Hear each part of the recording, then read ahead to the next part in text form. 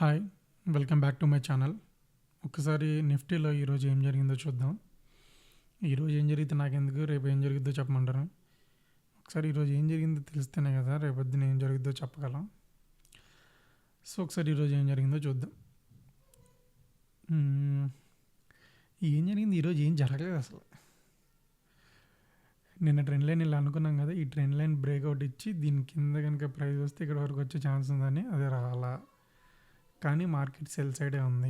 ఎవరైనా ట్రేడ్ చేస్తే ఈ మొక్క ఎవరైనా ట్రేడ్ చేసి ఉంటారు మేబీ, లేకపోతే ఇక్కడ రివర్సల్ వస్తే మేబీ ఈ పీస్, లేదంటే కొంతమంది ఇక్కడేమో ఇక్కడ స్టార్టింగ్లోనే సెల్ సైడ్ కొంచెం పొటెన్షియల్ చూపించినప్పుడు ఇక్కడ ట్రేడ్ చేసే పాసిబిలిటీ ఉంటుంది అంతే.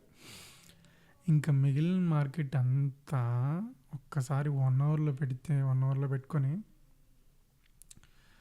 ఒకసారి డే హై డే లో ఇక్కడ ఉంది, డే లో ఇక్కడ కూడా కాదు,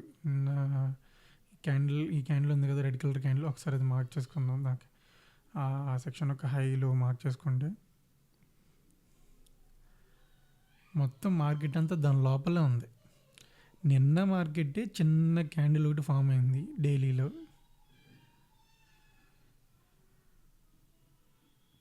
నిన్న క్యాండిల్ చిన్న క్యాండిల్ ఒకటి ఫామ్ అయింది. ఈరోజు ఏమైనా ఉంటే ఈ ప్రైస్ ఆ క్యాండిల్లోకి వచ్చి ఇక్కడిక్కడే సస్టైన్ అయింది.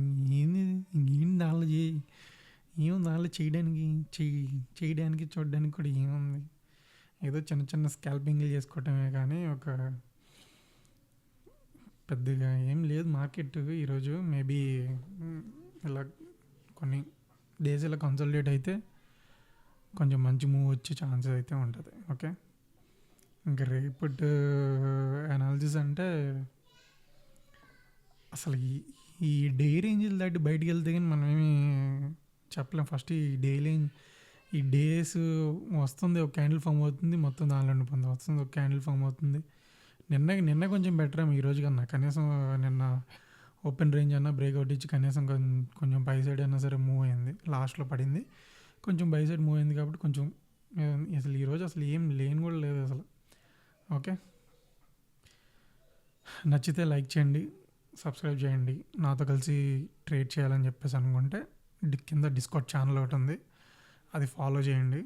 అది ఫాలో కాదు, దానిలో జాయిన్ అవ్వండి, కలిసి ట్రేడ్ చేసుకుందాం. Okay, bye.